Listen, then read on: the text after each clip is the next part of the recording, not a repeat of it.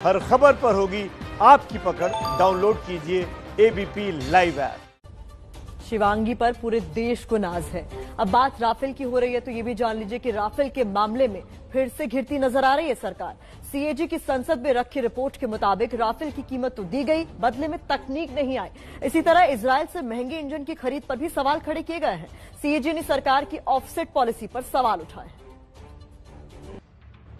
एक तरफ विवादों में राफेल डील, दूसरी तरफ महंगे इंजन की खरीद। रक्षा सौदों में सरकार की खरीद प्रक्रिया विवादों में आ गई है। सबसे बड़ा विवाद है कावेरी इंजन की तकनीक को लेकर। सीएजी ने क्या कहा, ये दिखाने से पहले दिखाते हैं कावेरी इंजन है क्या।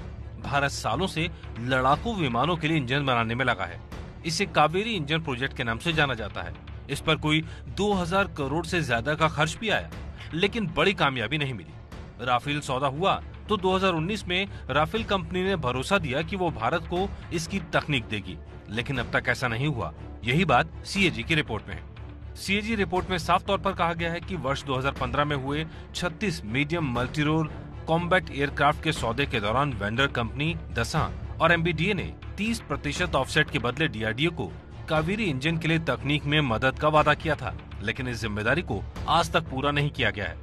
ये तब जब लंबे इंतजार के बाद राफेल विमान भारत पहुंचने शुरू हो गए हैं, लेकिन अब तक कावेरी इंजन की तकनीक का नामो निशान नहीं है। ऑफसेट नियमों के मुताबिक अगर विदेशी कंपनी से 300 करोड़ से ज्यादा का कोई रक्षा सौदा होता है तो सौदे की कीमत का 30% भारत के डिफेंस सेक्टर में लगाना होता है। इसके लिए विदेशी कंपनी किसी भारतीय कंपनी से करार कर सकती है, लेकिन ऐसा हो नहीं पाया।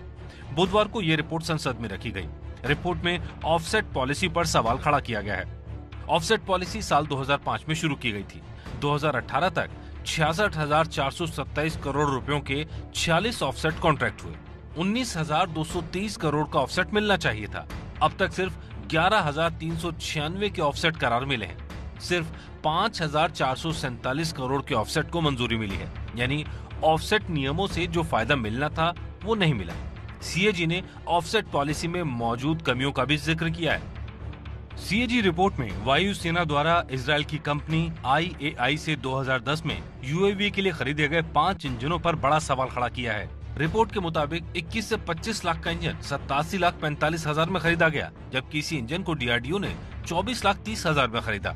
इसके अलावा पहला स्वदेशी फाइटर जेट तेजस का निर्माण करने वाली सरकारी एजेंसी एडीए यानी एरोनॉटिकल्स डेवलपमेंट एजेंसी की कार्यशैली पर भी सीएजी रिपोर्ट में सवाल खड़े किए गए हैं।